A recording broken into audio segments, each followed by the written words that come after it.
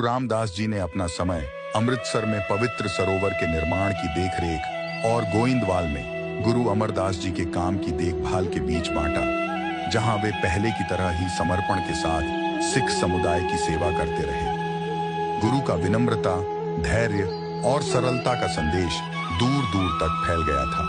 यहां तक कि वे लोग भी जिन्होंने शुरू में गुरु अमरदास की पसंद को मंजूरी नहीं दी थी, गुरु रामदास की विनम्रता से उनका दिल जीत लिया गया।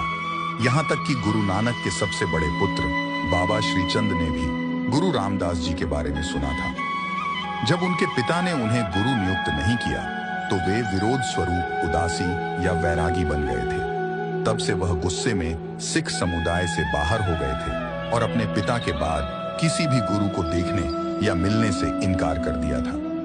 बाबा श्रीचंद ने गुरु रामदास जी और उनके विनम्र स्वभाव के बारे में बहुत कुछ सुना था, और जब उन्होंने देखा कि लोग उनके प्रति कितने समर्पित थे तो उन्होंने जिज्ञासावश गुरु से मिलने का फैसला किया। उस समय उनकी उम्र लगभग 90 वर्ष थी। ईश्वर की आराधना के कारण वह अब भी बहुत सक्रिय और स्वस्थ थे। उन्होंने भगवा रंग की पोशाक पहन रखी थी, लेकिन योगियों और वैरागियों से उनका कोई लगाव नहीं था।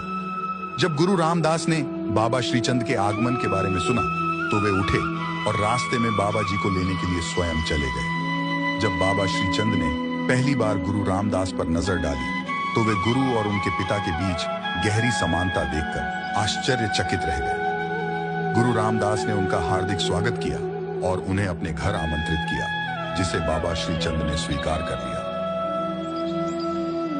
जब गुरु रामदास जी और बाबा श्रीचंद जी बैठकर बात कर रहे थे तो बाबा श्रीचंद जी ने गुरु रामदास जी की लंबी दाढ़ी की ओर इशारा किया और पूछा कि उनकी लंबी लहराती दाढ़ी क्यों है। गुरु जी ने पूरी विनम्रता से उत्तर दिया कि उनकी लंबी दाढ़ी बाबा श्रीचंद जी जैसे पवित्र लोगों के पैर पोंछने के लिए है। ये सुनकर बाबा श्रीचंद जी शर्मिंदा नहीं हुए, बल्कि उन्हें गुरु जी की महानता का एहसास हुआ। जब गुरु जी वास्तव में अपनी दाढ़ी से बाबा जी के पैर पोंछने के लिए नीचे उतरे तो वह उठे और गुरु जी को गले लगा लिया।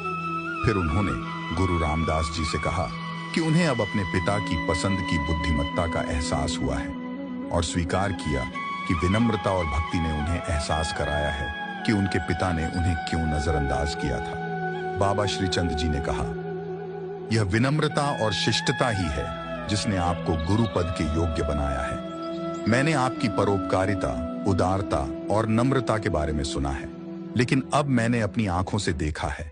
आपकी समर्पित सेवा से आपने जो हासिल किया है वह हासिल नहीं हुआ है। गुरुत्व ने लोगों का दिल भी जीत लिया।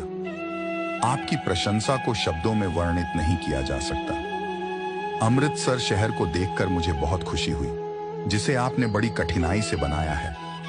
उस दिन बाबा श्रीचंद जी ने अपने पिता के प्रति अपनी सारी शिकायतें दूर कर लीं और गुरु की कृपा से एक बेहतर सिख बन गए।